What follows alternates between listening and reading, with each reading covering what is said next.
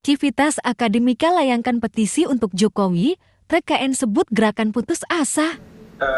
Pertama tentu ini adalah hak demokrasi yang perlu dilakukan.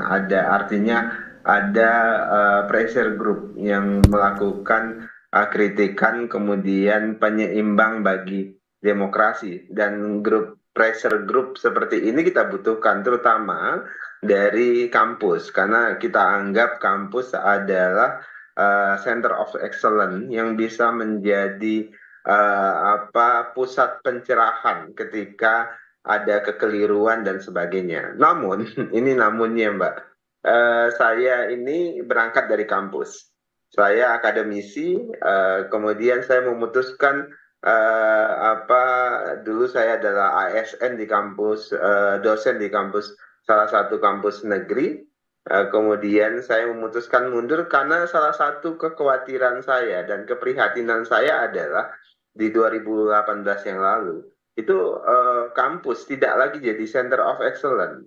Kampus tidak lagi menjadi kekuatan penyeimbang. Misalnya sejak 2014 sampai dengan 2018, bahkan sampai 2020, 2023 dan seterusnya, itu kita tidak jarang sekali mendengar kampus menjadi kekuatan penyeimbang yang secara konsisten itu terus misalnya mengawasi kinerja pemerintah.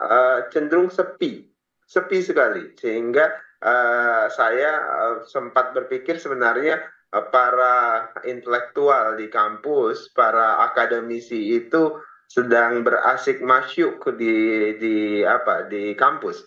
Nah, baru kemudian beberapa hari jelang pemilihan ini, di jelang 12 hari jelang pemilihan ini, kita dengar orkestrasi kritik yang sangat keras berasal dari beberapa kampus, dari beberapa akademisi. Saya tidak ingin menyebut beberapa kampus lah, dari beberapa akademisi, karena itu merepresentasikan para akademisi di kampus itu.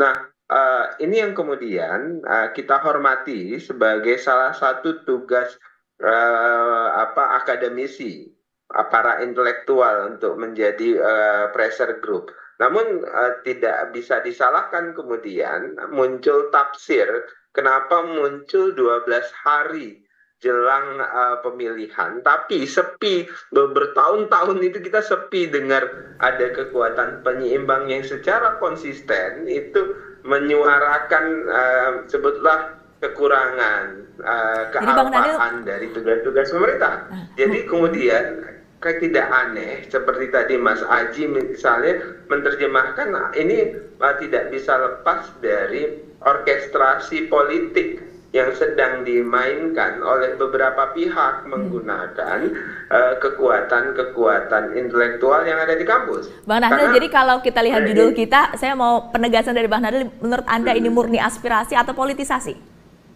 Bagi saya ini politisasi, itu jelas kan. Jadi kalau kemudian pihak kampus misalnya menolak ini politisasi, karena tidak ada konsistensi selama ini dilakukan beberapa tahun belakangan, hanya dilakukan menjelang 12 hari pemilihan. Itu pertama, Pak. Kemudian yang kedua, saya melihat gelagat tidak elok terkait dengan gerakan-gerakan belakangan ini muncul. Sebelumnya kita perhatikan ada upaya mengglorifikasi atau memasifikasi isu upaya pemakzulan terhadap Presiden Jokowi.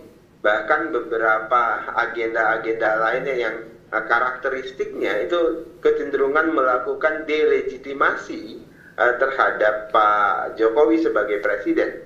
Ini sebagai gerakan ketika melakukan delegitimasi terhadap Pak Jokowi sebagai presiden, mereka berharap ini punya dampak terhadap elektabilitas Pak Prabowo dan Mas Gibran, karena Pak Prabowo dan Mas Gibran ini direpresentasikan sebagai petahana bagi rival-rival politik pada saat ini. Nah, upaya-upaya delegitimasi mulai dari pemakzulan sampai hari ini kita temukan ada orkestrasi delegitimasi terhadap demokrasi kita yang dilakukan oleh sekelompok orang dari beberapa kampus, ini tidak bisa lepas dari fakta bahwasannya potensi menang Pak Prabowo dan Mas Gibran itu tidak bisa dielakkan lagi. Arus besar dukungan rakyat terhadap Pak Prabowo dan Mas Gibran ini sangat besar, kemudian membuat sekelompok orang yang menjadi rival politik itu khawatir, bahkan putus asa. Ini saya sebut gerakan putus asa. Salah satu gerakan akhirnya itu adalah bagaimana mendelegitimasi Pak Prabowo dan Mas Gibran melalui Pak Jokowi. Jadi yang didelegitimasi itu adalah pemerintahan Pak Jokowi. Kan orkestrasinya jelas. Jadi seolah-olah ada pengunduran diri yang bernuansa etik, sesungguhnya itu adalah nuansanya elektoral, bukan nuansa etik. Karena kalau mau mundur sejak awal ya harusnya sudah dilakukan ketika menjadi cawapres dan sebagainya. Jadi Mbak, saya melihat jangan sampai model-model gerakan ini justru merusak demokrasi kita, tapi dibingkai menggunakan kata-kata seolah ingin menyelamatkan demokrasi.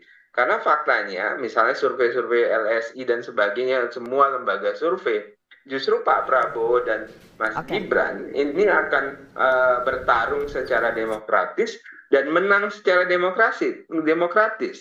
Tapi kemudian upaya-upaya demokratis dan mau menang demokratis ini seolah-olah mau digunakan langkah akhir, yaitu tadi merusak suasana demokrasi dengan upaya mendelegitimasi, dengan upaya menegasikan suara-suara rakyat.